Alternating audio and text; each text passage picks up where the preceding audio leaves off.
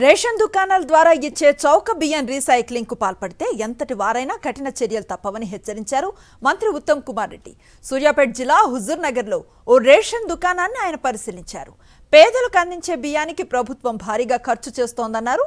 ఈ బియ్యాన్ని కొందరు గత ప్రభుత్వంలో నాయకులు అధికారుల అండదండలతో రీసైక్లింగ్ చేసినట్లుగా తమ దృష్టికి వచ్చిందన్నారు.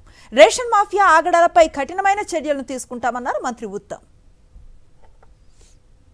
రేషన్ రైస్ ఎవరైనా సరే రీసైక్లింగ్ కి పాల్పడితే కఠినమైన చర్యలు ఉంటాయని చెప్పి నేను హెచ్చరిస్తున్నాను. ఇది చాలా వ్యయంతో ప్రభుత్వాలు 39 రూపాయల కిలో బియ్యం ప్రొక్యూర్మెంట్ చేసి ప్యాడీ కొని కస్టమ్ మిల్లింగ్ చేసి ఇస్తున్నప్పుడు ఎవరో ఒక వేరే వ్యక్తులు దీన్ని అందరి దగ్గర తీసుకొని వాళ్ళకి ఆ 39 రోజులు బదులు 5 రూపాయలు 10 రూపాయలు ఇచ్చేసి ఏది వాళ్ళకంటే ఫ్రీ కదా, వాళ్ళు కొన్ని చోట్ల 5 రూపాయలు కొన్ని చోట్ల 10 రూపాయలకి ఇచ్చేసి ఆ బియ్యం మొత్తం కలెక్ట్ చేసుకుని ఇది ఒక మాఫియా టైప్, ఇది రైస్ మాఫియా టైప్, ఇది ఈ ప్రభుత్వం సహించబోదు.